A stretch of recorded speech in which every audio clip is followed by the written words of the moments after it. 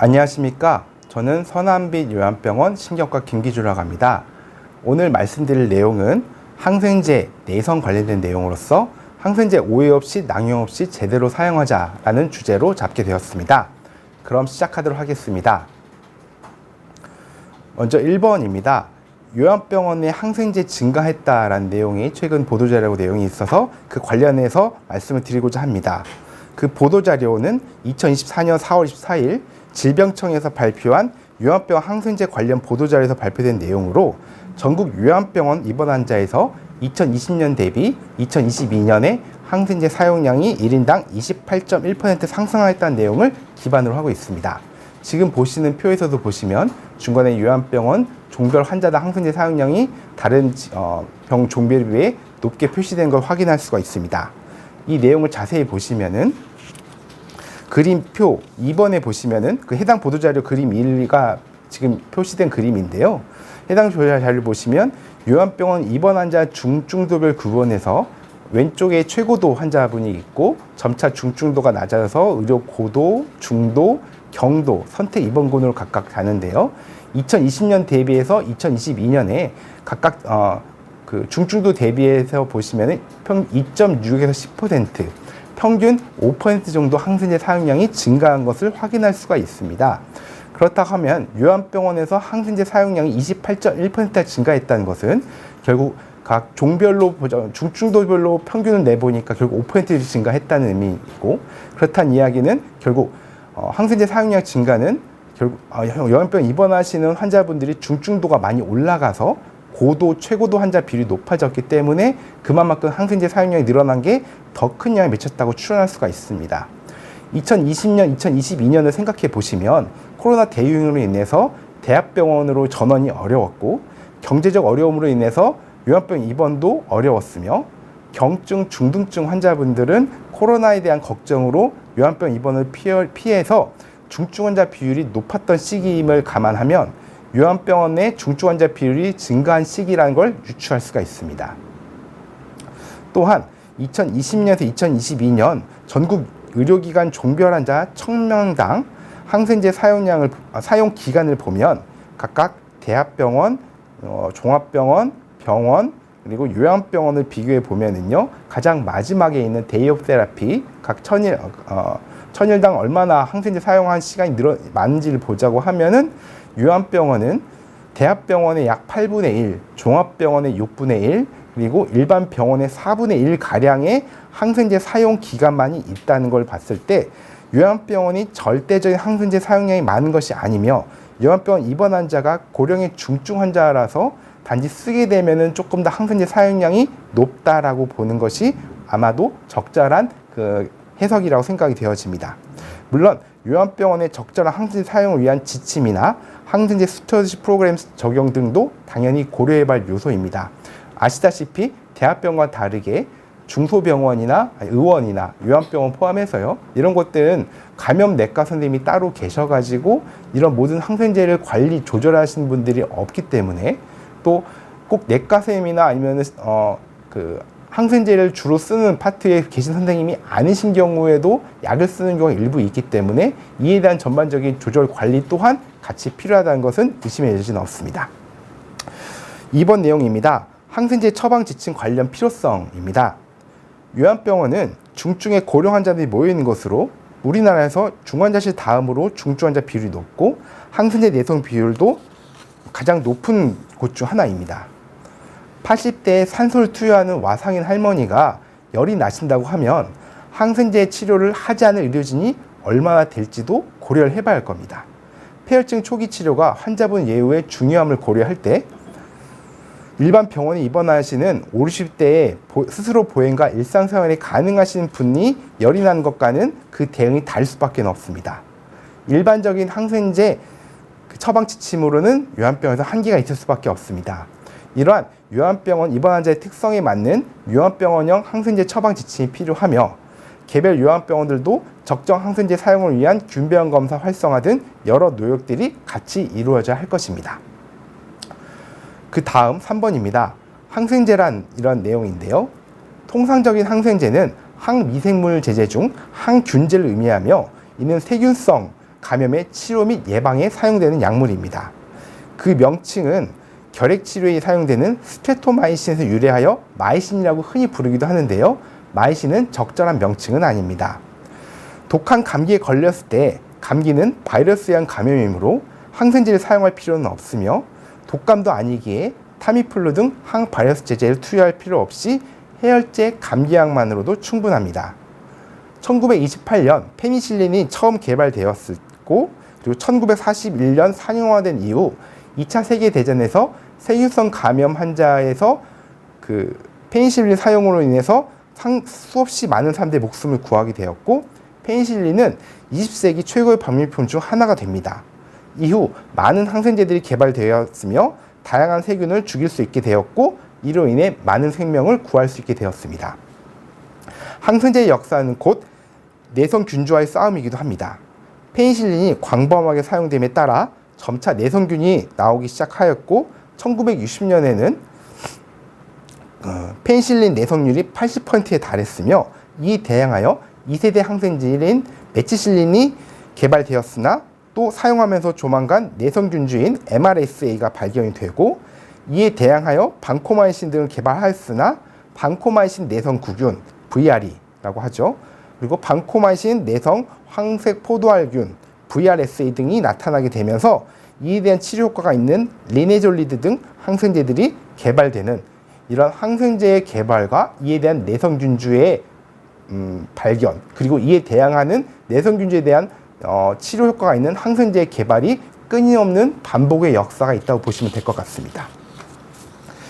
폐렴이나 폐혈증 등 중증의 세균성 감염인 경우에는 주사 항생제를 사용한 경우가 많으며 경증의 감염에서는 해당 박테리아의 효과적으로 판단되는 경우 판단되는 경구 항생제를 복용한 경우가 많습니다.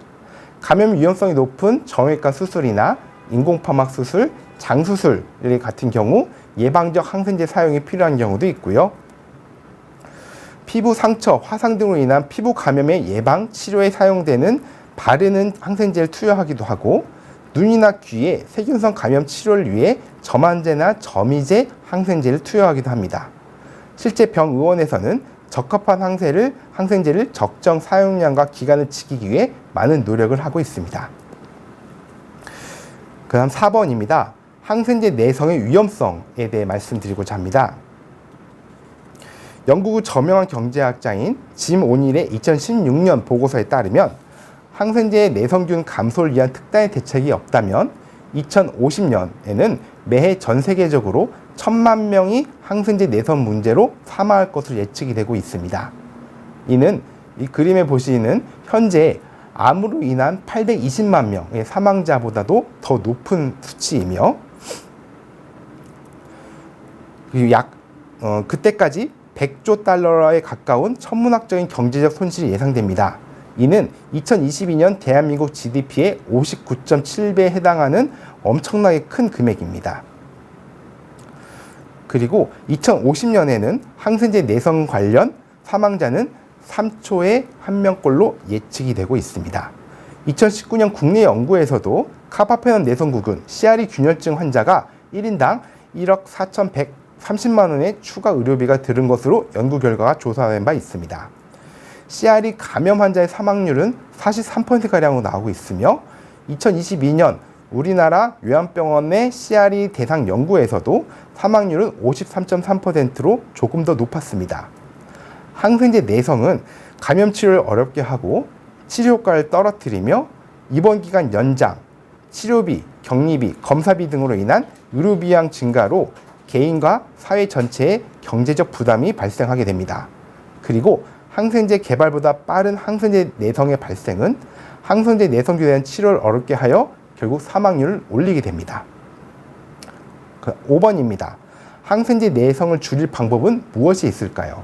먼저 환자분과 보호자분 등 개인의 입장에서 보자고 하면은 항생제를 올바르게 사용하기 위해 노력해야 합니다. 의사의 처방에 따른 항생제 복용법을 준수하고 항생제를 다른 환자분들과 나눠 먹거나 남은 항생제를 먹기를 하면 안 됩니다. 특히나 항생제가 조금 효과가 있다고 하면은 좀 먹었다가 끊었다가 또 증상이 또 악화되면 또 먹은 분들도 있다금 있으신데요. 이런 항생제 사용은 항생제의 사용을 효과는 충분치 못하면서 내성만 키우는 안 좋은 방향이니 꼭 자제해 주시기 바랍니다.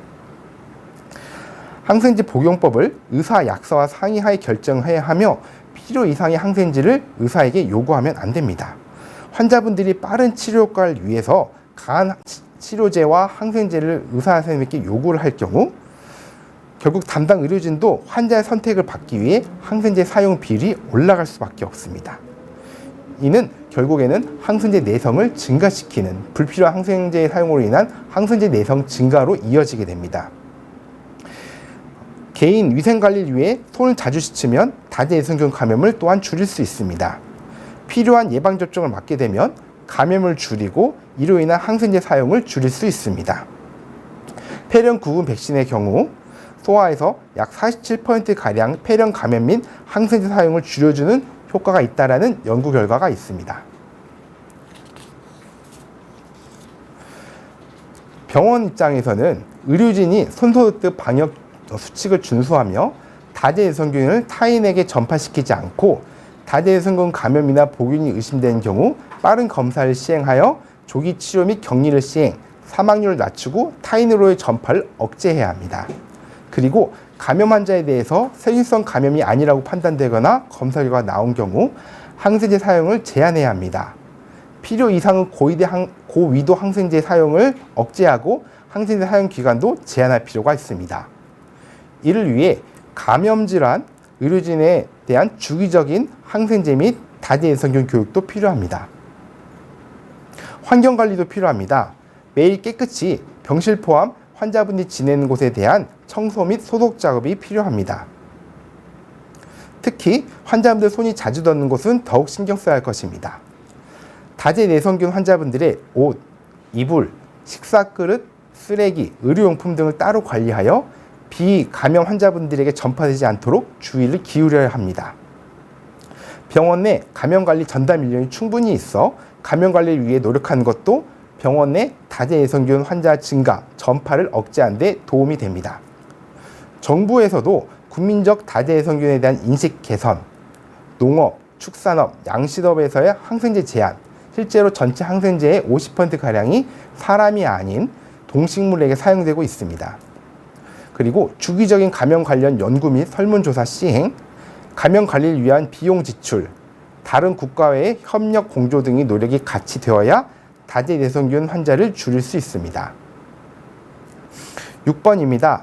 요한병원에서 CRE, VRE 포함 다제내성균 보균자 발생 원인과 다제내성균 환자의 요한병원을 고르는 방법입니다. CRE, 카바페넘 내성구균이고요. 방코마신 내성구균, VRE 등 다제해성균 환자의 1차 원인은 카바페넘, 방코마신과 같은 고위도 항생제를 사용하고 이로 인해서 환자분들이 이에 대한 내성균을 갖게 되는 게 1차적인 원인입니다. 또 다제해성균 보균자나 감염자로부터 다른 환자에게 전파시키는 경우 또한 가능성이 있습니다. 불필요한 고위도 항생제 사용을 자제하고 준비형 검사를 통해 다제해성균 보균자를 알아내어 격리를 잘 시행하는 요한병원들의 경우에는 위의 경우들이 흔하지는 않습니다. 왜냐하면 요한병원은 가능하면은 방코마이신, 카바페넘 그리고 4세대 세파 같은 최고위도 항생제를 가능하면 사용하지 않으려는 경향이 크거든요. 고령의 중증 요한병원 입원 환자에서는 면역력이 저하되는 경우가 많이 발생하게 됩니다. 이러한 면역력이 저하되는 경우 고령 중증 환자는 열이 감염되어 열이 나거나 항암, 방사선 치료를 받거나 전신 상태가 악화되는 경우 면역력이 저하되어서 VRE, CRE와 같은 다제해성균이 발생하는 경우가 많이 있습니다. 저희 서남비 요한병원에서 1인실에 보호자 간병을 하시고 재활치료 받지 않고 전혀 환자분이 병실 외부로 나가지 않은 분조차도 임종기에 접어들거나 열이 나신 경우에는 VR이나 CRE가 보균된으로 확인된 경우가 꽤 많이 있습니다. 회복과 관련하여서도 CRE, VRE 검사가 3회 연속 음성 소견이 보여 음전된 경우는 대부분 전반적인 면역력이나 전신 상태가 회복되는 경우에 이런 경우가 회복되는 경우가 대부분입니다. 즉 회복이 되려면 몸의 전반적인 면역력과 상태가 회복이 돼야지만이 CRE, VRE 같은 다대성균이 없어진다고 보시면 될 것 같습니다. 다대성균 환자가 요한병을 고를 때는 관련 의료 인력, 감염 관리뿐 아니라 중증 환자의 의료적 처치 가능 여부도 확인해 보실 것을 추천드립니다. 다대성균으로 입원 치료 중인 분들은 중증 환자인 경우가 많은데 격리실에 계신 경우 상태가 악화된 경우에 타 병원 전원이 어렵은 경우가 많습니다.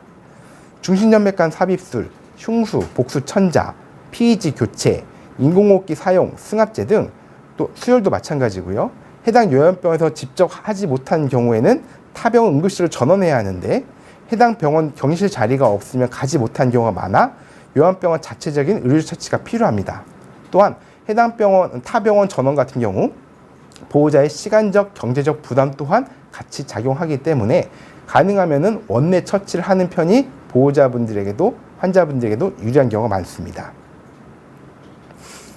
VRE, CRE 감염 환자에 사용되는 리네졸리드, 콜리스틴 등 고위도 항생제도 있는 편이 좋습니다. 다대예성균 복균자의 일정 비율은 그 다대예성균으로 인해서 감염, 균열증으로 전환되는 경우가 꽤 있어서 관련 치료약제가 있어야 치료가 가능합니다. 또한 해당 병원에 초음파 등 의료기가 있다면 중심혈맥관 삽입술이나 복수 흉수 청자 등 관련 의료적 처치를 더욱 안전하게 시행할 가능성이 높습니다. 1인실 격리병실도 충분하면 좋습니다. 다인실 코호트 격리병실도 계실 수 있지만 CPE, VRSE 등 다대성균 복균자는 가능하면은 1인실 격리하는 것을 감염관리 지침상 국내에서 추천하고 있습니다.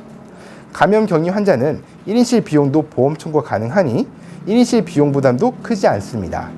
다만 1인실 사용의 경우 간병이 필요한 환자에서는 개인 간병 비용이 부담될 수 있으니 1인실에 계시면서 공동 간병인 사용할 수 있는 시스템을 갖추고 있는 요양병원이 있다면 큰 비용 부담이 없을 것이니 이런 시스템을 갖춘 요양병원을 찾는 것도 방법이 될 수 있습니다.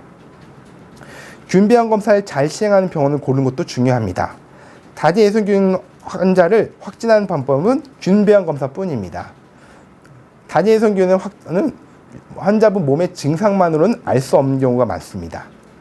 면역력이 저하된 환자분들에게 균배양 검사를 주기적으로 시행하여 다대예성균 복균 여부를 확인하고 정상 환자분들과 빨리 분리하여 다른 환자분들에게 전파되지 않도록 하는 것은 병원 내 다대성균 감염 관리 위에 꼭 필요합니다. 요한병원에서 곰팡이균 배양 검사 여부도 확인하면 좋습니다. 곰팡이균 감염, 진균 감염이라고도 하는데요. 진균 감염은 면역력이 저하된 환자분들에게 발생하며 한번 발생하게 되면은 치료도 오래 걸리게 됩니다. 다대예성균 환자에서 진균 감염이 동반된 경우가 많은데요. 면역력이 저하된 경우가 많으시기 때문에요. 진균 배양 검사를 시행하게 되면 감염 여부를 시행하지 않게 되면 감염 여부도 알 수가 없게 되고 또 결국에는 치료도 할 수가 없게 됩니다. 즉 적절하게 다대성균 환자를 포함 발열 환자에게 진균 검사, 곰팡이균 검사를 주기적으로 시행을 하고 또 이에 대해서 적절한 곰팡이 치료제, 진균 치료제를 환자에 사용하는 것이 다대성균 환자의 예후에도 영향을 미치게 됩니다. 또한 재활치료 환자의 대상균이 되는 뇌졸중, 척수손상, 파킨슨 등 환자의 경우 격리 재활치료 가능 여부를 확인하는 게 좋습니다. 다대예성균 환자의 경우 최소 수주에서 수개월, 길게는 1년 이상 격리 기간 동안 재활치료를 받지 못하게 되면 회복할 수 있는 증상들이 악화가 되게 되고 결국 근력 악화, 관절 구축, 보행 악화, 근감소 등의 증상이 동반될 수 있어 격리실 안에서 적절한 재활치료는 꼭 필요하다고 생각이 됩니다. 오늘 말씀드릴 내용은 여기까지입니다. 질문 주신 내용이 있으면 이에 대해 답변 드리도록 하겠습니다. 먼저 닉네임 질문입니다.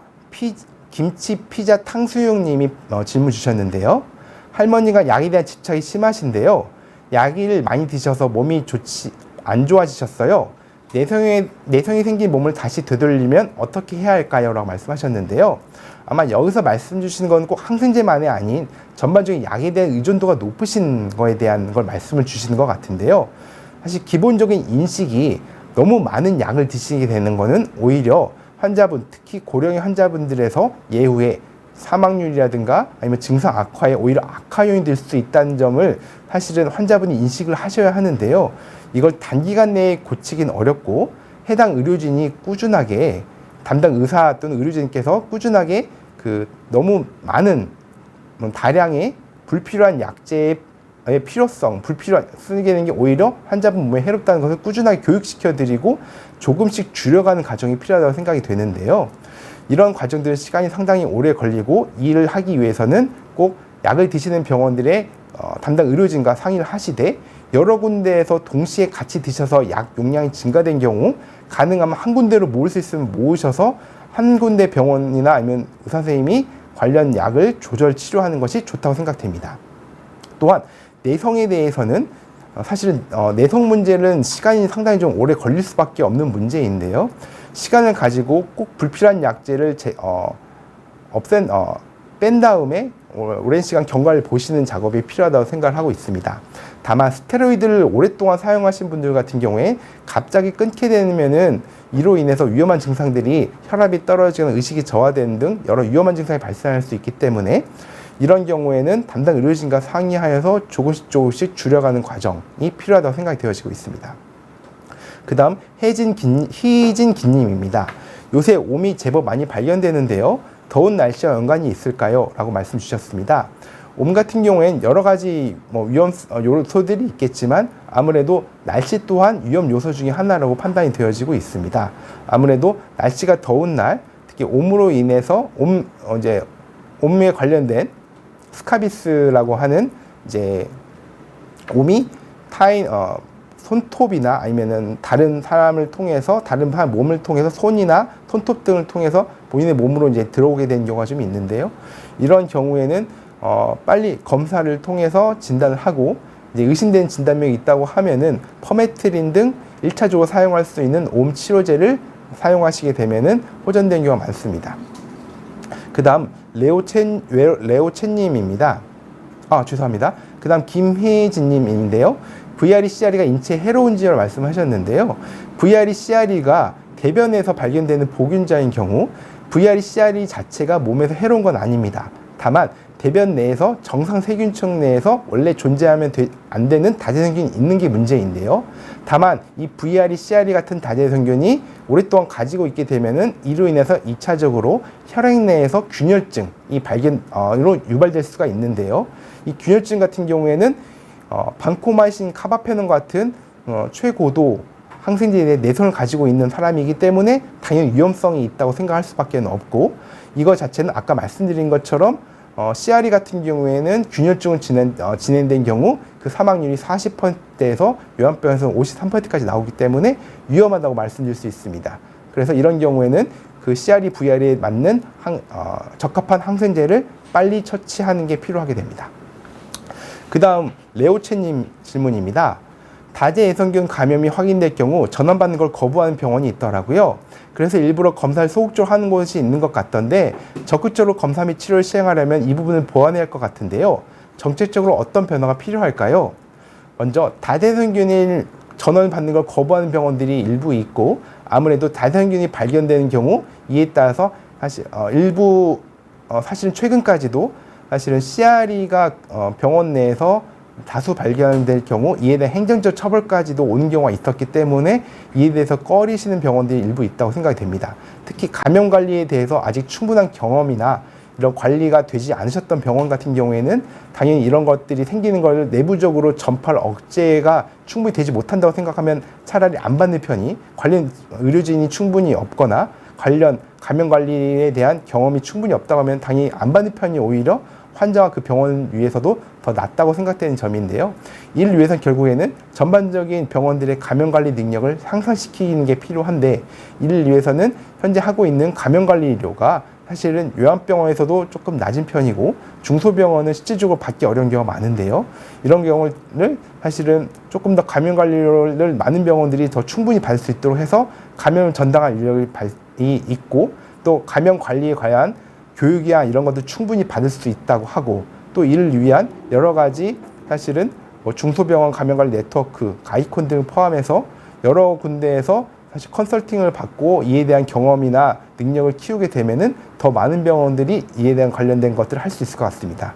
또한 감염 전문가분들의 여러 방향을 통한 컨설팅을 해당 병원들이 받게 된다고 하면은 더 많은 병원들이 이런 것에 대해서 자신감을 갈 수 있다고, 그리고 환자분들을 치료하는 데 있어서 배리어가 낮아질 것으로 생각되어지고 있습니다. 그 다음 엔젤님 질문입니다. 안녕하세요. 항생제 복용 후 발진이 나는 건 왜 그런 걸까요?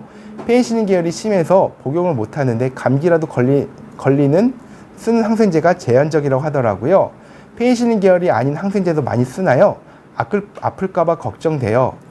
이제 항생제 같은 경우는 물론 다른 약들도 모두가 마찬가지지만 항생제에 관련해 가지고 이제 발진 등 항생제 관련된 이제 여러 이제 증상들이 발생한 경우는 꽤나 있는데요. 특히 이제 엔젤린 같은 경우에는 페니실린 계열에 대해서 아무래도 발진 등 알러지 반응 등이 꽤 있는 것 같습니다. 물론 페니실린 계열 아니더라도 항생제는 상당히 종류가 많아서 꼭 페니실린이 아니라 다른 항생제를 쓸 수도 있고요.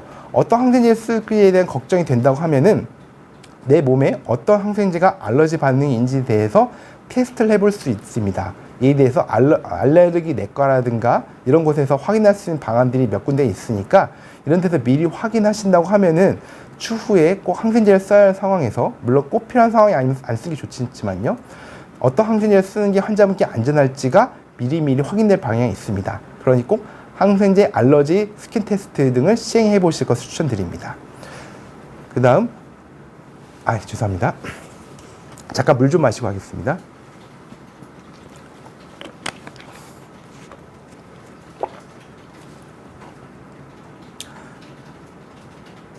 감사합니다.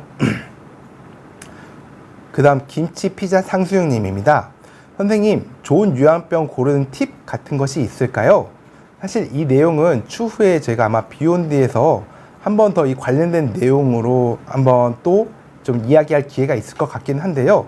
간단히 말하자고 하면은 일단 제가 예전에 그 각 치매나 중증 환자, 아니면 투석 환자, 아니면은 암재활 환자, 아니면은 수술 회복 환자 등 아니면 여러 가지 그 주제에 대해서 사실 어떤 병원이 환자분들에게 적정한가에 대해서 사실 제가 관련 컬럼이랑 유튜브를 찍은 적이, 컬럼도 작성한 적이 있고 유튜브 촬영도 한 적이 있거든요. 아마 선원비 TV라고 제가 따로 저희 병원 운영하는 그 유튜브 채널 따로 있는데요. 거기서 보시거나 아니면은 요양병원을 관련된 내용으로 적정 요양병원 고르는 관련된 내용으로 아마 제가 예전 2년 정도 전에 관련 컬럼들도 몇 가지 쓴 게 있으니까 그런 걸 참고하시면은 각각 병원에 맞춰서 어떤 게 좋을지를 보시면 좀 좋을 것 같습니다. 그런데 기본적인 내용을 보자고 하면은 사실은 당연히 보호자분들이 가까운 위치에 있는 게 조금 더 자주 볼 수가 있으니까 더 도움도 될 거고, 또한 환자분들도, 보호자분들도 덜 불안할 거고 환자분들도 사실은 좀 버렸다는 느낌이 덜할 거라서 좀 집 가까운 것도 필요하고요. 또 좋은 시설, 또 좋은 식사도 잘 나오는지, 그리고 아무래도 간병비 같은 경우에는 아직까지는 보험이 안 되어 있다 보니까 좀 부담도 가능한지, 그리고 전반적인 환자분들의 만족도가 적정한지, 또한 환자분의 증상에 맞추어서 이 병원이 각종 치료 잘 하는지, 의료 처치도 충분한지, 관련 충분한 의료진을 갖추고 있는지, 또 충분한 경험을 갖추고 있는지 등 여러 가지 관련 요소들이 고민하는 요소들이 있는데요. 이거에 대해서는 다음에 한번 다시 말씀드리겠습니다. 그 다음 ELSBKB님인데요. 요즘도 옴이 있나요? 옴이 피부병인가요? 말씀하셨는데요. 사실은 일반적인 이제 면역력이 좋으신 분들에게는 잘 생기지 않는데, 이제 면역력이 저하되고 고령이신 분들에서는 병원이나 시설에서 집단적으로 같이 있는 경우에 이따금 발생하는 경우가 있습니다. 그래서 이것도 우리나라뿐만 아니라 이제 전 세계적으로도 마찬가지인데요. 아무래도 날씨가 좀 더워진 것도 영향이 있을 거라 생각을 하고 있고요. 이건 당연히 피부 질환의 일종이고, 이에 대해서는 일반적으로는 꼭 먹는 약 사용 필요 없이 크게 부작용이 나지 않는 퍼메트리안 바르는 약제를 야간에 두피랑 안면을 제외하고 전신에 도포하고 그 다음날 샤워를 하고, 그리고 모든 옷이나 아니면은 이불, 베개 등 모든 린넨을 전부 다 교체하게 되면은, 또 이게 필요하면 한두 번 좀 더 반복하게 되면 대부분 호전되는 경우가 많습니다. 다만 노르웨이 옴처럼 조금 증상이 심하고 치료가 안 되는 것 같은 경우에는 조금 더 강한 치료제를 써야 하는 경우도 있습니다. 그다음 엔젤님인데요. 아까 또 옴 한번 말씀 주셨던 것 같긴 한데, 옴은 저절로 생기지는 않고 누군가에서 감염이 되나요? 만약 그렇다면 옴이 어딘가에서 항상 있다는 건가요? 감염이 아니라 혹시 잘 씻지 않거나 해서도 옴이 생길 수도 있나요? 라고 말씀 주셨는데요. 옴은 스스로 생기는 게 아니라 누군가를 통해서 감염되는 게 맞습니다. 그래서 옴이 감염된 환자분이나 아니면 옴이 이제 있는 꼭 사람이 아니라 사실은 이제 옷이나 이불, 백인잎 같은 이제 린넨류에도 이제 살아있는 경우가 꽤나 있거든요. 다만 이게 살아있는 시간이 한정되어 있다 보니까 만약에 이런 옴이 있다라고 판단이 되거나 옴이 있는 환자분이 있다면은 가능한 멀리 있는 게 좀 떨어져 있는 게 좋고요. 너무 이제 오랫동안 닿거나 하시게 되면은 이제 감염될 수 있는 우려가 있으니까요. 그리고 린넨 같은 경우에 옷이나 이런 린넨 같은 경우에는 비닐봉투에 싸가지고 밀봉을 한 다음에 햇빛에다가 며칠 정도 놔두게 되면은 옴이 저절로 없어진 경우가 죽는 경우가 많기 때문에 그런 식으로 없애면은 조금 더 쉽게 될 수가 있을 것 같습니다. 감염은 통상 뭐 잘 씻게 되면 당연히 어떤 피부병이라도 감염성 피부병은 당연히 좀 더 씻게 되면은 덜 걸리게 되지만 사실 면역이 저하되신 분들 같은 경우에는 꼭 씻는다고 해서 반드시 없어진다는 보장이 있는 건 아니라서 이거는 사실은 씻는 것만이 가장 중요한 요소라고 보기는 어려울 것 같습니다. 그 다음 질문입니다. 최채익님이신데요. 약을 꾸준히 먹었다면 약 2달, 쉬약기를 얼마 정도 갖는 것이 좋다고 생각하시나요? 라고 하셨는데요. 그 약이 어떤 종류이고 또 환자분이 꼭 필요한지가 사실 중요할 거라 생각하고 있습니다. 만약에 환자분께서 고혈압이나 당뇨, 고지혈증, 뇌졸중 같은 게 있으시다고 하시면 사실 이런 분들 같은 경우에는 고혈압, 당뇨약, 고지혈증 약 아니면 뇌경색 예방을 위한 항혈소판제, 항응고제 등을 수여가 되시게 될 텐데요. 이러한 약들은 사실 휴약기를 갖는 것은 크게 의미가 없고 증상이 있다고, 고혈압은 혈압이 조절될 때까지, 그리고 당뇨는 혈당이 조절되는 기간까지, 고지혈증은 이제 적정 고지혈증 몸에서 콜레스테롤 레벨이 조절될 때까지, LDL 포함해서 이제 고지혈증 레벨이 조절될 때까지 약을 꾸준하게 유지하시는 게 중요합니다. 사실은 약을 너무 많이 드시는 것도 좋지는 않지만 꼭 필요한 약은 꾸준하게 드시는 게 꼭 필요하다고 말씀을 드리고 싶고요. 휴약기가 필요한 약들이 일부가 있을 수가 있게 되는데요. 예를 들어 항암제에서 일부에서는 젤로데 같은 약 같은 경우는 약이 뭐 2주 쓰고 뭐 1주 휴약하는 등 이런 휴약기를 갖고 되는 경우가 있고, 그리고 일부 알렌드로네이트와 같은 골다공증 약 같은 경우에도 예를 들어 5년을 쓰게 되면 2년 정도 휴약한 기간이 있을 수가 있게 되고요. 그리고 치매 같은 경우에도 드럭 할리데이라고 해가지고 일정 기간 사용하였던 분들은 증상 조절을 위해서 일부 끊는 경우가 있긴 하지만 방금 말씀드린 경우가 모든 약에 해당 경우는 아니고 일부에 해당되기 때문에 대부분은 휴약기를 갖는 경우가 적절하다고 말하진 않고 꼭 필요한 휴약기 갖는 내용은 관련 의료진과 상의한다 결정하시긴 좋습니다. 그 다음 질문입니다. 엔젤님이신데요. 페니실린 발진이 있으니 헬리코박터균도 치료 못한다고 하더라고요. 남편이 헬리코박터균이 있는데 항생제 발진이 심하니 치료하지 말고 검사 자주 하자고 하는데요. 그래서 항상 걱정된다고 하셨습니다. 사실 방금 말씀 주신 경우 저보다는 이제 소화기 내과 선생님이 훨씬 더 잘 아시겠지만 방금 말씀 주신 것 같은 경우는 항생제에 대한 발진이나 알레르기 반응이 심하신 경우에는 그 해당 항생제를 쓸 수가 없게 되고, 이런 경우에는 어쩔 수 없이 항생제를 쓰는 것보다는 이제 증상 악화 여부를 보고 너무 증상이 심하시게 되면은 이제 그때 항생제를 쓸지 페니실린을 쓸지 아니면 다른 항생제 쓸지도 고민할 시기가 아마 되지 않을까 생각하는데요. 이에 대해서는 조금 말씀 주신 것처럼 좀 걱정은 되지만 그래도 정기적 검진을 하면서 경과를 보시고 결정하시는 게 합당하다고 생각이 되어지고 있습니다. 다음 퇴님 질문입니다. 안녕하세요. 좋은 강의 감사드립니다. 혹시 병원 2곳을 들러 항생제를 2개나 받았는데 같이 복용이 될까요? 하나는 부비동염 약이고 하나는 치과약입니다. 아마도 제가 뭐 두 약을 잘 알지는 못하지만 통상적으로 사용되는 부비동염에 대한 약과 치과약이라고 하면은 같이 복용은 크게 문제는 없을 거라 생각하고 있습니다. 특히나 치과약 같은 경우에는 예방적으로 쓰시건 아니면 치료약을 쓰시건 그렇게 긴 기간 쓰시지 않는 경우가 많기 때문에 아마 잠깐 쓰신 경우에는 이런 경우에는 크게 문제는 없고, 오히려 약을 끊는 거, 특히 뭐 치과에서 약을 쓴다고 해서 부위동염 치료제를 일시적으로 끊는 거, 아마 에리스로마이신 등 약을 썼을 것 같긴 한데요. 이런 약을 끊는 거는 오히려 추천되지 않는다고 보시는 게 적절할 것 같습니다. 다음 오뜨님입니다. 혹시 요한병원 항생제와 대합병원 항생제는 다른가요? 이 문제로 대합병원으로 옮겨야 하나 고민하는 걸 봤었어요 라고 말씀 주셨는데요. 항생제는 어디든 똑같습니다. 다만 최고위도 항생제 같은 경우 요한병원을 갖추지 않는 경우가 많고, 요한병원은 가능하면은 항생제를 높은 고도의 항생제를 쓰는 것을 좀 조심스러워하는 경우가 많아서, 뭐 요한병원 자체하고 대합병원의 항생제가 틀리다고 보지는 않습니다.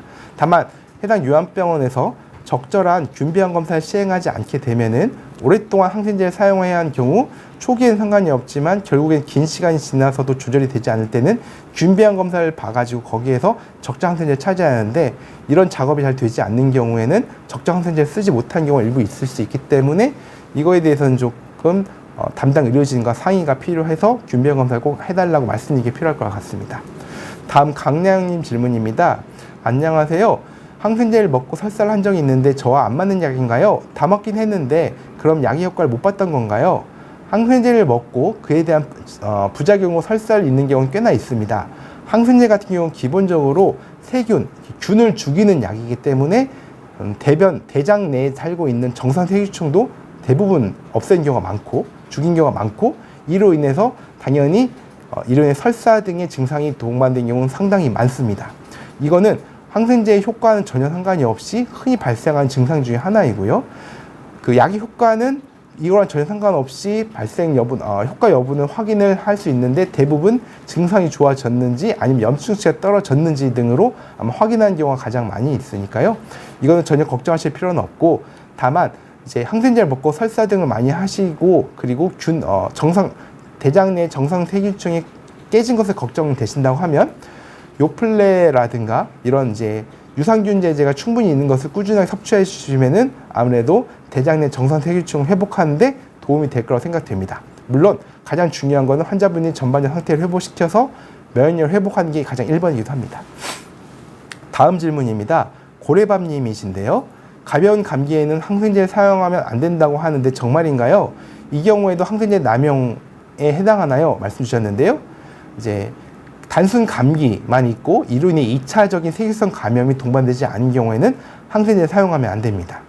물론 기본적으로 워낙 예를 들어서 이전부터 천식이나 만성호흡기 폐해성 질환 아니면 잦은 폐렴 등 다른 호흡기 문제가 있어가지고 항생제 사용이 예방적으로든 아니 치료적으로 필요하다고 판단이 되거나, 아니면은 감기가 2차적으로 세균성 감염을 전환내어서 항생제가 필요한 경우에 해당하거나, 이런 경우에 또 항생제가 필요할 수 있겠으나 그런 경우가 아니라고 하면은 사실 항생제를 쓰시는 게 안 좋고요. 아까 말씀드린 대표적인 항생제 남용에 해당합니다. 사실 이런 경우에 가능하면 아까도 말씀드린 것처럼 환자나 보호자분이 빠르게 강한 치료를 원하시게 되면은 결국 스테로이드라든가 항생제에 투여가 되는 경우가 있는데요.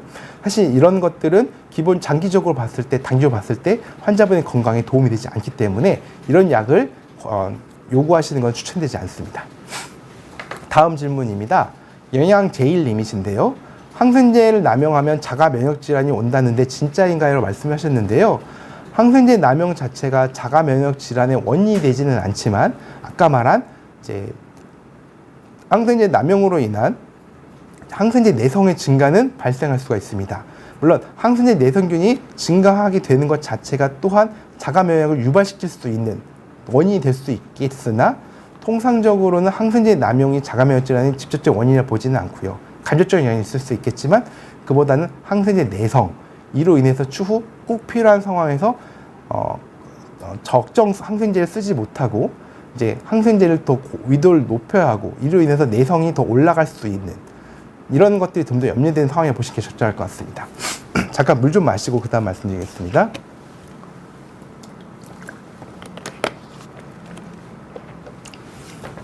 다음 질문입니다. 르라보님인데요. 친언니가 주사 피부염으로 항생제를 남용하듯 멋대로 먹었다 말았다 해서 부작용이 왔는데요. 피부 상태가 안 좋고 오한도 온대요. 어떻게 치료를 받아야 되나요?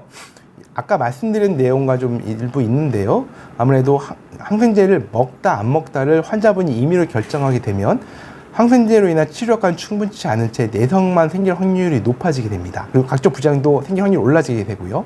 이런 경우에는 가능하면 꼭 담당 의료진과 상의하에 꼭 필요한 항생제만 적정 시기에 사용하는 게 좋습니다. 그리고 말씀드린 것처럼 항생제는 일단 사용 결정했으면은 반드시 그 기간을 준수하시는 게 부작용을 줄이고 내성을 줄이는데 효과를 보는데도 가장 도움이 되는 방안이라고 보시면 될 것 같습니다. 그 다음 노엘서님인데요. 팔꿈치부터 손까지 손저림이 있는데 신경과인가요? 라고 하셨는데요. 아마 여러 가지 원인이 있을 수 있겠지만 아마도 이제 그 말초 신경병변이라든가 아니면은 이제 어깨 쪽에 있는 애과신경병변 또는 경추에 있는 척수 손상 내지는 뇌 쪽 문제 등 여러 가지 원인이 있을 수가 있습니다. 관련해 가지고는 신경전도 필요하면 신경전도 검사라든가 근전도 검사 등이 같이 그리고 심리학적 검사 같이 시행되는 게 좋는데요. 이에 대한 원인을 알고 치료를 하는 데 있어서는 아마 신경과가 제일 일단 적정 방안이라고 생각하고 있습니다. 만약 원인이 이미 밝혀진 상태라고 하면 말초신경병증이라고 하면은 뭐 재활학과라든가 아니면 마취통증의학과도 방법이 될 수가 있을 텐데요. 현재로서는 정확한 원인 변변을 알 수 없기 때문에 신경과를 가서 그 원인 변변이 무엇인지를 확인하고 치료를 같이 하려면은 이게 아마 제일 나은 방향이 생각됩니다. 다음 질문입니다. 동양 현존 최강 남자 장드추님인데요. 항생제 없이 튼튼한 몸을 만들려면 영양제를 먹어야 될 것 같은데 추천하신 영양제가 있으십니까? 현재까지는 이제 튼튼한 몸을 만드는 데 있어서 영양제가 도움이 된다라고 의학적으로 밝혀진 바는 따로는 없습니다.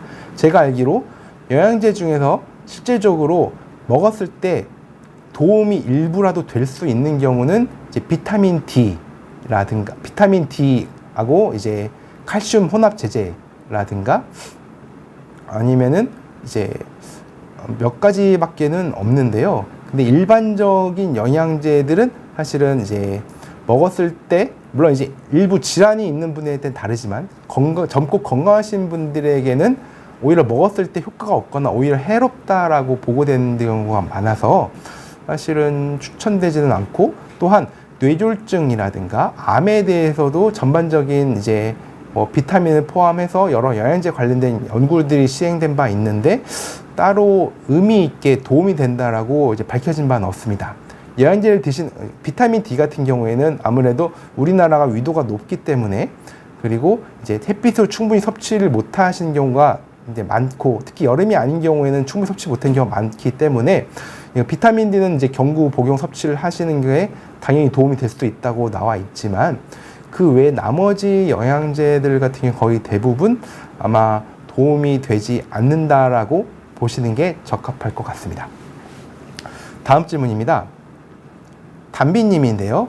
비염으로 호환이 헐어서 안약 항생제를 사용하는데 3일이 지나도 낫지 않아 더 사용하려고 합니다. 항생제 연고로도 남용으로 인한 부작용이 생기나요? 말씀 주셨는데요. 일단 3일 정도 사용하는 거, 뭐 일주일 이내 사용하는 걸로 사실은 이제 점적하는 항생제 또는 이제 점이하는 항생제의 내성이 생기는 건 거의 흔치는 않고요. 사실은 상대적으로 경구, 주사 항생제에 비해서 바르는 또는 피부, 코, 눈에다가 바르거나 넣는 항생제는 내성이 생길 확률이 매우 낮습니다. 하지만 장기간 오랫동안 사용하게 되면은 당연히 내성은 생길 가능성이 일부 있지만 생기더라도 국소적으로 그 해당 피부, 눈, 귀 등에는 생길 수 있기 때문에 사실은 전신적인 항생제 내성으로 발생할 가능성은 높지 않다고 생각합니다. 그래서 항생제를 꼭 써야 한다고 하면 쓸 수 있다고 하면은 경구 주사보다는 이제 바르는 항생제를 쓰는 게 1차적으로는 항생제 내성을 줄이기 위해서 더 도움이 됩니다. 다음 김치 피자 탕수육님인데요. 스테로이드 계열 연고도 항생제라고 하셨는데요. 스테로이드는 염증을 줄이는 가장 대표적인 약물로서 항생제는 아닙니다. 항생제는 균을 죽이는 약이고요. 스테로이드는 염증을 줄여주는 약이라고 보시면 될 것 같습니다. 다만 스테로이드 또한 항생제만큼 남용으로 인한 부작용 문제가 상당히 심각한 약이라서 사실 이건 또한 남용을 하지 않도록 하시는 게 중요하고요. 스테로이드 같은 경우에는 2주, 4주를 넘어가도록 바르는 제제가 아닌 경구 주사 제제 사용하는 경우에는 이로 인해서 이제 우리 몸의 스테로이드 호르몬 시스템이 이제 파괴돼서 이로 인해서 환자분 몸에 해로운, 꼭 스테로이드를 반드시 먹어야 하는 의존까지 생길 가능성이 있기 때문에 가능하면 스테로이드는 꼭 필요하신 경우에만 꼭 짧은 기간 동안만 사용하시는 걸 추천을 드립니다. 그 다음 그린 CF님인데요. 의학계에서도 항생제 보유 시 과민성 장증후군으로 발전한 경우가 있다고 인지 혹은 인정하고 있나요? 그리고 이를 예방하려면 어떠한 방법이 있을까요? 항생제 복용으로 과민성 대장증후군을 얻었다는 분들이 꽤 있으신 것 같아요. 아까 말씀드린 것처럼 항생제를 특히 경구 복용하게 되는 경우, 뭐 주사도 마찬가지고요. 이제 경구 복용하면 입으로 이제 항생제가 들어가게 되잖아요. 그럼 그 항생제의 효과가 당연히 장으로 먼저 들어가고 이게 몸으로 퍼질 거란 말이죠. 주사도 먼저 들어가게 되면 장까지 가겠지만, 그러면 당연히 대장 내에 있는 정상 세균총을 파괴할 확률이 매우 높아지게 됩니다. 그로 인해서 이전에 비해서 장이 조금 더 예민하게, 당연히 일시적인 설사는 나타나는 경우가 있고, 그 세균총이 정상적으로 회복되지 못하면 이로 인해서 당연히 장에 여러 가지 증상들이 나타날 수가 있는데요. 이걸 꼭 이제 과민성 장증후군, 이리터블 바울 신드롬 (IBS라고) 하는 증후군과 꼭 연관성 인지에 대해서는 뭐 확실하게 말씀드리기는 어렵지만, 항생제로 인해서 장에 여러 가지 문제가 생길 수 있다는 것은 충분히 인지되고 있는 것은 맞는 것 같습니다.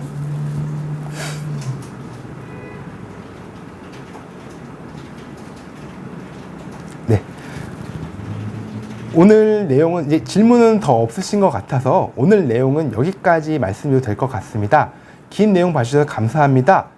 네, 그 비욘디에 제 처음 나오게 됐는데요. 저희 비욘디를 애청해 주시는 분들, 그리고 봐주시는 분들에게 적절한 내용이었는지 모르겠습니다. 부족한 내용이 있다면 정말 죄송하고요. 다음엔 더 좋은 내용으로 찾아뵙도록 하겠습니다. 감사합니다.